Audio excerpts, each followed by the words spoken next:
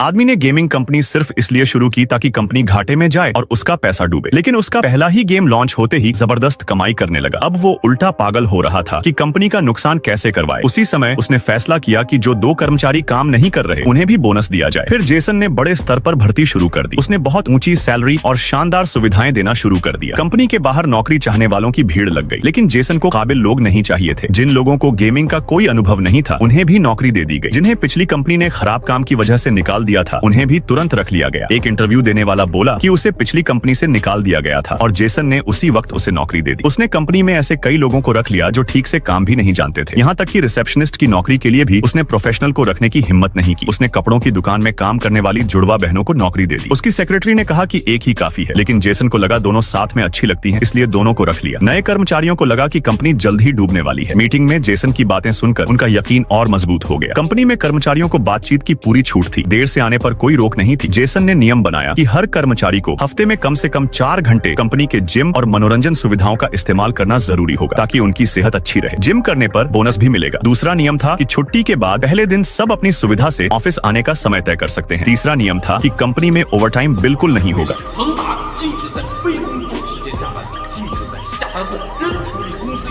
ये सब सुनकर कर्मचारियों को लगा कि उनका बॉस थोड़ा अजीब है। शाम होते ही जेसन खुद खड़ा होकर देखता कि सब कर्मचारी समय पर ऑफिस से निकल जाए, लेकिन उल्टा हुआ। इतनी अच्छी सुविधाओं से कर्मचारियों का काम करने का उत्साह बढ़ गया। उन्होंने जल्दी ही एक नया गेम बना डाला। ये देखकर जेसन घबरा गया। उसने कहा कि सब लोग इस प्रोजेक्ट पर बहुत ज्यादा मेहनत कर रहे हैं। उसने सुझाव दिया कि सब लोग टीम बिल्डिंग के लिए मालदीव चले, लेकिन ये साफ लग रहा था कि वो सिर्फ काम रुकवाना चाहता है, इसलिए ये मंजूर नहीं हुआ। तब जेसन ने कहा कि सबको दूसरी कंपनियों में जाकर सीखना चाहिए और उसने कर्मचारियों के लिए कई पेड लर्निंग ट्रिप शुरू कर दी। आखिरी ट्रिप उन्हें इंडस्ट्री की एक मशहूर गेमिंग कंपनी में ले गई। वहाँ के बॉस को लगा कि नया कर्मचारी बहुत ज्यादा सुझाव दे रहा है, इसलिए उसने उसे जेसन की देखभाल करने को कह दिया। उस कर्मचारी ने उनकी काम करने की हालत देखकर हैरानी महसूस की, लेकिन जेसन की नजर से दूर एक कर्मचारी चुपचाप बहुत मेहनत कर रहा था। जेसन को इस बात की बिल्कुल खबर नहीं थी। समुद्र किनारे बाकी कर्मचारियों को मस्ती करते देख जेसन बेहद खुश था। उसे पूरा यकीन था कि इस बार कंपनी जरूर घाटे में जाएगी।